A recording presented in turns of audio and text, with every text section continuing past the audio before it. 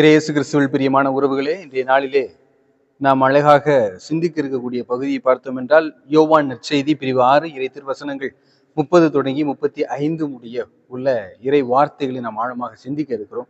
ஆனால் அதில் குறிப்பிடக்கூடிய ஒரு பகுதி, ஒரு வசனம் மிகவும் ஆழமான ஒரு வசனம். என்னன்னா, மக்கள் இயேசுவை பார்த்து கேட்கிறார்கள். யோவான் நற்செய்தி 6வது அதிகாரத்திலே 30வது வசனத்தை பார்ப்போம். மக்கள் இயேசுவிடம், நாங்கள் கண்டு உம்மை நம்பும் வகையில் நீர் என்ன அரும் அடையாளம் காட்டுகிறீர்?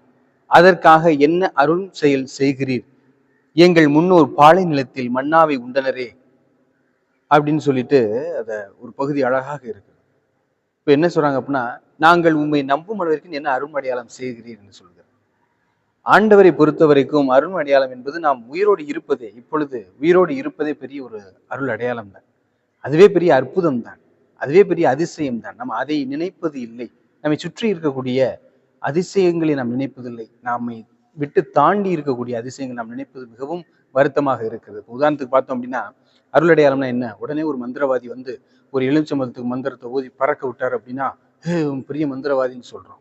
இரண்டாவது, தேங்காயை வாங்கி அப்படியே பறக்க விட்டார் அப்படின்னா உடனே அவர் மந்திரவாதி அப்படின்னு சொல்றோம். 2 பேர் ரத்தம் வாங்கி எடுத்து கக்க விட்டார் அப்படின்னா உடனே மந்திரவாதி, ஒரு சக்தி வாய்ந்தவர்ன்னு சொல்றோம். அப்ப நினைச்சு பார்க்க வேண்டியதான்.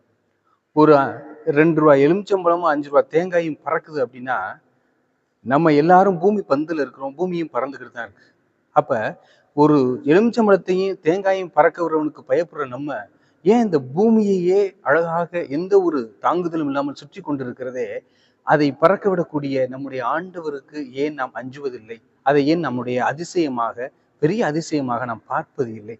நாம் அற்ப அற்ப விஷயங்களை நினைத்து கொண்டு அதுதான் அடையாளங்கள், அதுதான் அருள் அடையாளங்கள் என்று நினைத்து கொண்டிருக்கிறோம். ஆனால் நம்மை சுற்றி நடக்கக்கூடிய ஒரு நிலாவை பார்க்க வேண்டும். அதுக்கு அது எப்படி எரியுது?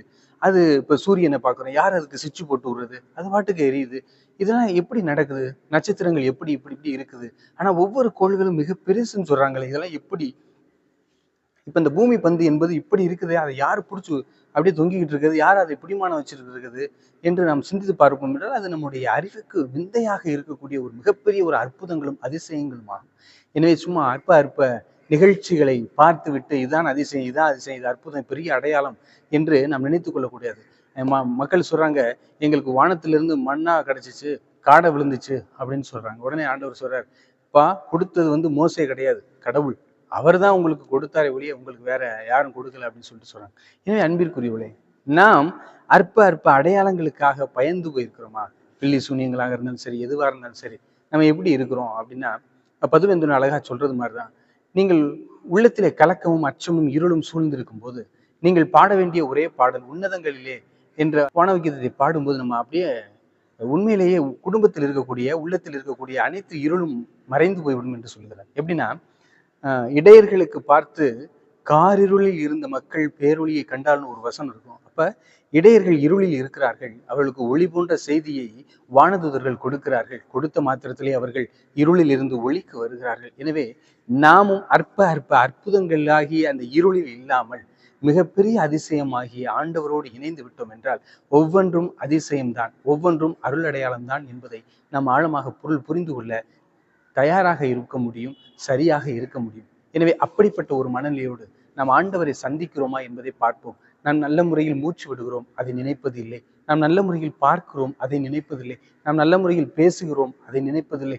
நான் ஆலயத்திற்கு வருகிறேன், அதை நினைப்பதில்லை. நாம் எழுந்து நடக்கிறோம், அதையும் நினைப்பதில்லை. நாம் பார்க்கிறோமே, அதையும் நினைப்பதில்லை. இப்படி நாம் நல்ல உணவு எடுத்து சாப்பிடுறோமே, அதுவும் இல்லை.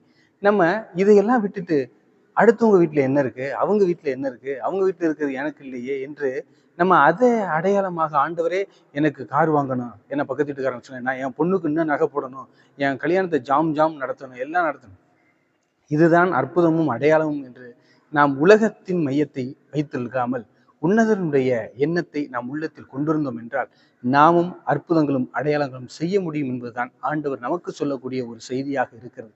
எனவே ஆழமாக சிந்தித்து செயல்படுவோம்.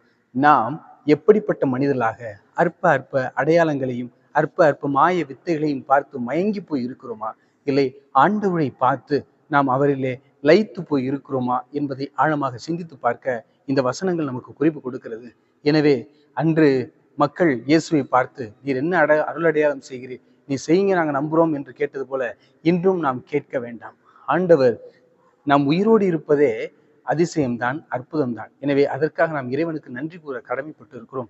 கிடைத்திருக்கக்கூடிய இந்த வாழ்க்கை நாம் தான் அற்புதமாக, அதிசயமாக மாற்ற வேண்டுமே ஒழிய இறைவன் அவராக மாற்ற முடியாது. நம்முடைய முயற்சியும் வேண்டும் என்பதுதான் இந்த நிலையினுடைய நோக்கமாக இருக்கிறது. எனவே நாம் முயற்சி செய்வோம்.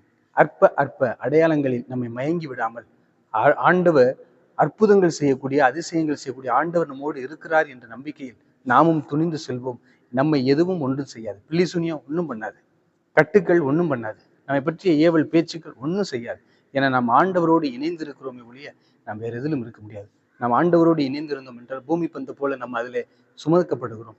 ஆனால் நாம் அற்ப அற்ப விஷயங்களில் மயங்கி போயிருக்கிறோம் என்றால் நம்ம சும்மா ஒரு விலையில்லாத எலுமிச்சம்பழத்துக்கும் தேங்காய்க்கும் ஒப்பிட்டவர்களாக மாறுவோமே ஒழிய ஆண்டவரில் நாம் லயிக்க முடியாது. எனவே எப்படிப்பட்ட உள்ளத்தோடு நாம் ஆண்டவரோடு இணைகிறோம் என்பதை சிந்தித்து பார்ப்போம். ஆண்டவரோடு இணைய முயற்சி செய்வோம். இந்த வழிபாடு நமக்கு உதவி செய்யும். ஆமென்.